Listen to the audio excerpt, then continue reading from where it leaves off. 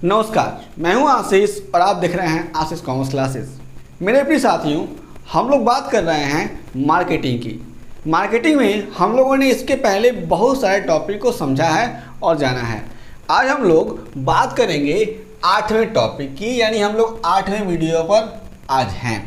आज हम लोग समझेंगे कि बाजार विभक्तिकरण या स्थितीकरण क्या होता है, किसे कहते हैं, यानी सेगमेंटेशन और पोजीशनिंग ऑफ मार्केट। इस बात को हम लोग समझेंगे विस्तार से।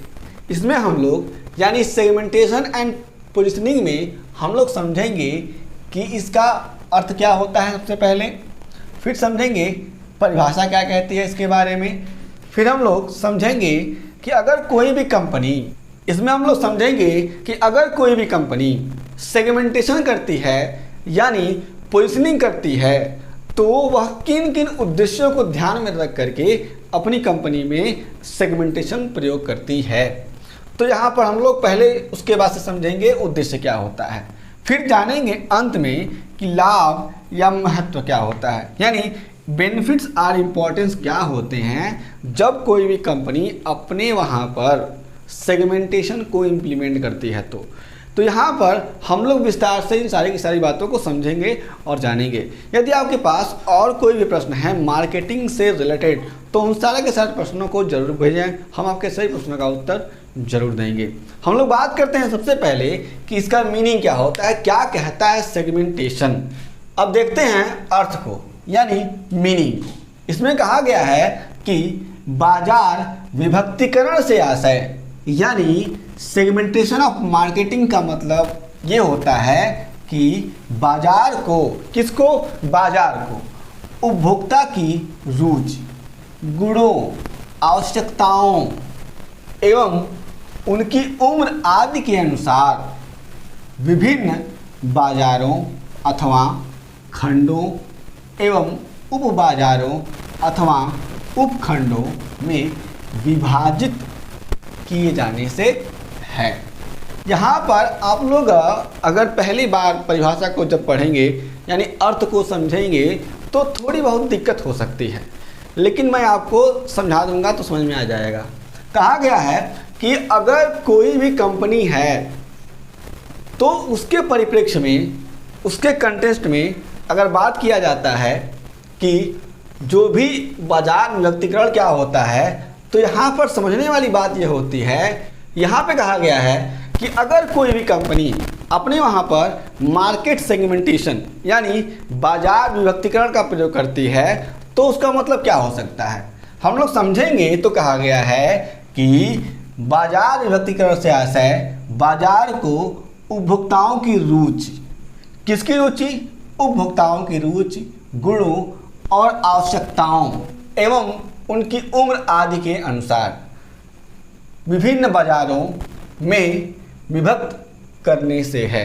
शॉर्टकट में समझेंगे आप लोग। ये जो पूरा का पूरा मार्केट है, इसे मान लिए हमारी कंट्री है इंडिया, इसमें तमाम तरह के लोग रहते हैं, तमाम तरह के संप्रदायों के, सबकी अलग अलग रुचि है, सबका टेस्ट अलग है और यहाँ पर जो भी धर्म है वो अलग हैं और उसके साथ साथ जो भी उम्र है वो भी तो अलग है ना। बच्चे अलग हैं, बूढ़े अलग हैं, जवान लोग अलग हैं, महिलाएं अलग हैं, महिलाओं में भी लड़कियां, छोटी लड़कियां, फिर से बड़ी लड़कियां, फिर से महिलाएं और जो प्रौढ़ महिलाएं हैं या फिर जो बहुत बूढ़ी औरतें हैं, वे सभी लोग यहाँ पर मौजूद हैं। तो जब कोई भी कंपनी बाजार विभक्तिकरण को देखेगी यानी मार्केट सेगमेंटेशन को समझेगी तो उसमें ये आ सकता है कि वह कंपनी क्या कर रही है, इन सभी जियोग्राफिकल एरिया को देख करके, एज को देख करके, जो भी कस्टमर की रुचि है उस कस्टमर की रुचि के अनुसार क्या करती है, अपने बाजार को कई टुकड़ों में बांट देती है, ठीक है ना। और उसके हिसाब से कंपनी क्या करती है, प्रोडक्शन करती है। तो इसी को कहा जाता है बाजार विभक्तिकरण। यहाँ पे हम लोग शॉर्ट में जब समझेंगे तो समझ में आएगा कि उपभोक्ता के अनुसार यानी उपभोक्ता की इच्छाओं के अनुसार जब कोई भी कंपनी अपने यहाँ पर तमाम तरह के मार्केटिंग प्रोसेस को अपना करके क्या करती है, पूरे के पूरे बाजार को अन्य तमाम तरह के टुकड़ों में विभाजित कर देती है प्रोडक्शन के लिए, जिससे उचित लाभ पहुंच सके कंपनी को और कस्टमर के पास अच्छा और सटीक सामान पहुंच सके। तो उसी को कहा जाता है मार्केट सेगमेंटेशन। जैसे मान लीजिए आपको मैं एग्जांपल देता हूं कि अगर कोलगेट कंपनी है, ठीक है ना, तो कोलगेट कंपनी जब ब्रश बनाती है तो छोटे बच्चों के लिए छोटा ब्रश बनाती है, ठीक है, और जो बड़े लोग हैं उनके लिए बड़ा ब्रश बनाती है। इसी तरह से अगर कोई पाउडर बनाने वाली कंपनी है तो क्या करती है, छोटे बच्चों के लिए अलग कैटेगरी का बनाती है पाउडर, बड़े बच्चों के लिए अलग कैटेगरी का पाउडर बनाती है, और महिलाओं के लिए अलग फ्रेग्रेंस का अलग कैटेगरी का पाउडर बनाती है।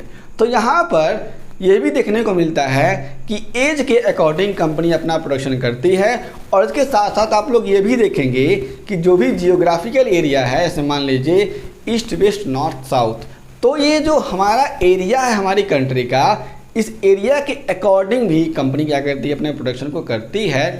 तो पूरे के पूरे मार्केट को तमाम तरह के हिस्सों में बांटना ही कहा जाता है मार्केट सेगमेंटेशन।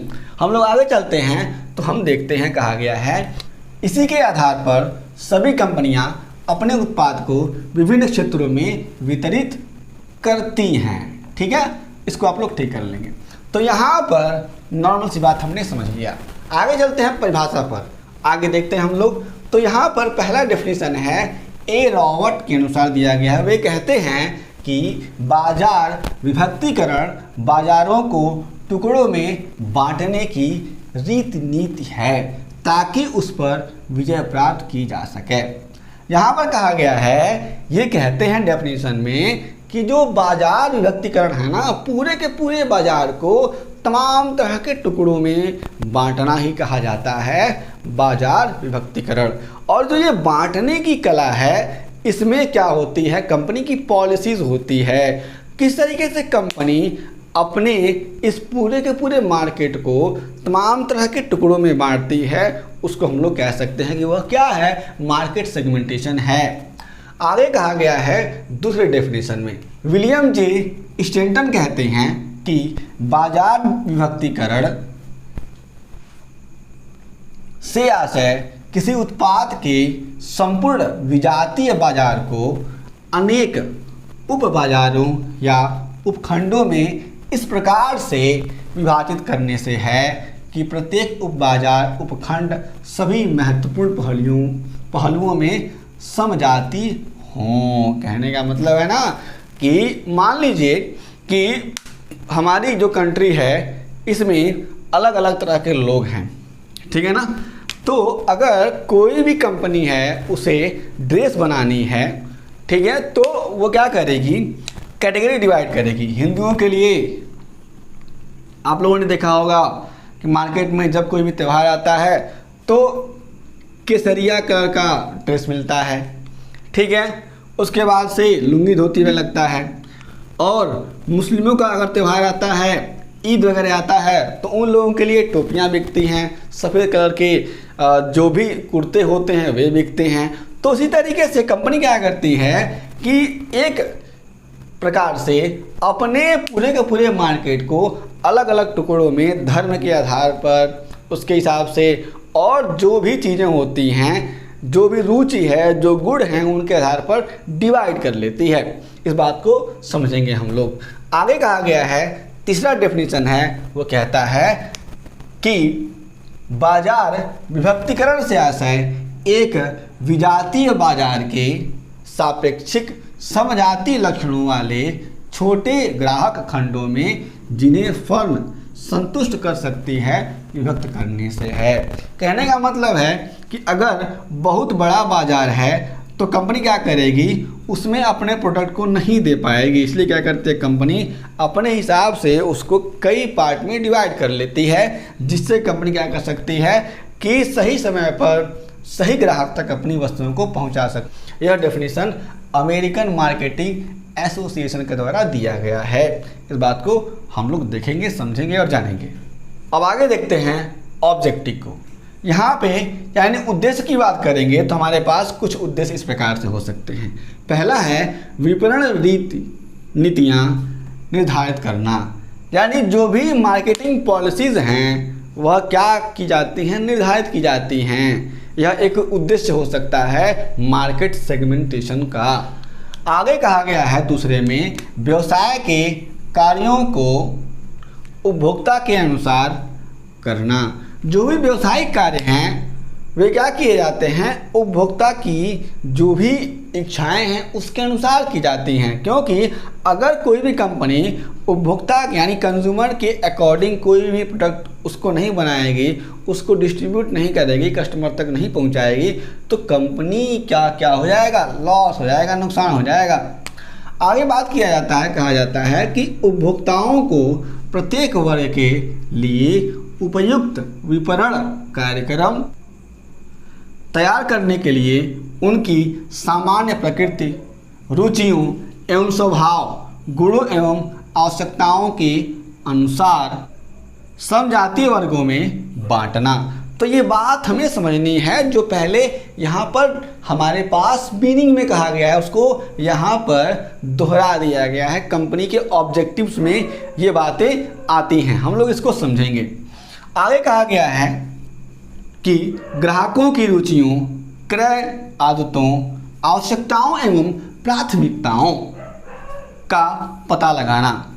तो जो भी ग्राहकों की रुचियां हैं, ग्राहकों की आवश्यकताएं कौन कौन सी हैं और ग्राहक किस तरह के प्रोडक्ट को प्राथमिकता देता है, किस तरह के प्रोडक्ट को खरीदना प्रेफर करता है, तो इसका पता लगाने के लिए भी कंपनी क्या करती है, मार्केट सेगमेंटेशन करती है।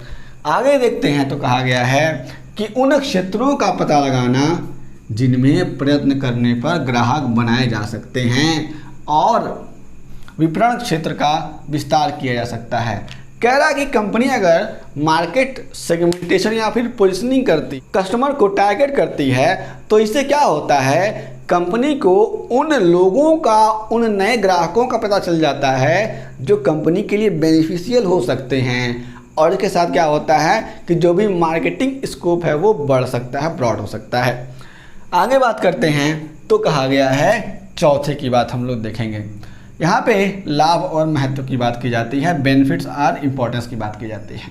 इसमें पहला है साधनों का उचित प्रयोग। जो भी साधन होते हैं, जो कंपनी के पास रिसोर्सेज हैं, उनका सही तरीके से प्रयोग हो पाता है, यह एक लाभ है कंपनी का, यानी proper utilisation of resources. Second है सुदृढ़ एवं प्रभावशाली कार्यक्रम। जो भी मार्केट सेगमेंटेशन है ना, ये कंपनी के लिए एक सुदृढ़ और प्रभावशाली कार्यक्रम हो सकता है। आगे कहा गया है sound and effective marketing programme, उसी को यहाँ पर कहा गया है, जो कंपनी के लिए बेनिफिशियल है जरूर। तीसरा है विपणन आवश्यकताओं को जानना, यानी कौन कौन सी आवश्यकताएं हो सकती हैं मार्केटिंग के प्रोस्पेक्टिव से, उसको जानना एवं उनकी तुलना करना संभव। और अगर कंपनी क्या करेगी, जो भी मार्केटिंग की आवश्यकताएं, नीड कौन कौन सी हैं उनको जानेगी, तभी वह तुलनात्मक अध्ययन कर पाएगी अन्य सारी की सारी स्थितियों से और अन्य सारी की सारी जो भी कंपनियां हैं जो कंपटीशन में हैं उनसे। आगे हमारा है, इसमें कहा गया है उत्पाद निष्ठा, यानी प्रोडक्ट लॉयल्टी। कस्टमर कितना लॉयल है किसी भी प्रोडक्ट को लेकर के, इसका भी पता चल जाता है। ये भी कंपनी का लाभ है मार्केट सेगमेंटेशन से। जैसे मान लीजिए किसी भी कैटेगरी को किसी भी कंपनी ने कोई भी प्रोडक्ट प्रीफर किया, तो क्या वह पर्सन उस तरह के प्रोडक्ट को खरीद के लेके जाता है, यानी उस एरिया के लोग या फिर उस एज के लोग उस तरह के प्रोडक्ट को खरीदते हैं कि नहीं खरीदते हैं, बार बार खरीदते हैं कि नहीं खरीदते हैं, उस प्रोडक्ट के बारे में माउथ टू माउथ प्रचार करते हैं कि नहीं करते हैं। इस तरीके से कंपनी को लॉयल्टी का पता चल जाता है, जो भी कस्टमर लॉयल है कि नहीं है, प्रोडक्ट लॉयल्टी यहाँ पे स्थापित हो जाती है। अगला यानी अंतिम है उपयुक्त विज्ञापन अपील, यानी सुटेबल एडवर्टीजमेंट अपील हो जाती है, किससे, सेगमेंटेशन से। तो यहाँ पर हम लोगों ने अभी समझा कि सेगमेंटेशन और पोजीशनिंग क्या होता है, यानी हमने समझा कि बाजार विभक्तिकरण या स्थितिकरण किसे कहते हैं। यदि आपके पास और कोई प्रश्न है मार्केटिंग से जुड़ा हुआ तो उन सारे के सारे प्रश्नों को हमें ज़रूर बताएं। आपके सभी प्रश्नों का उत्तर हम लोग जरूर देंगे। हम फिर से मिलेंगे एक नए वीडियो के साथ, तब तक के लिए जय हिंद।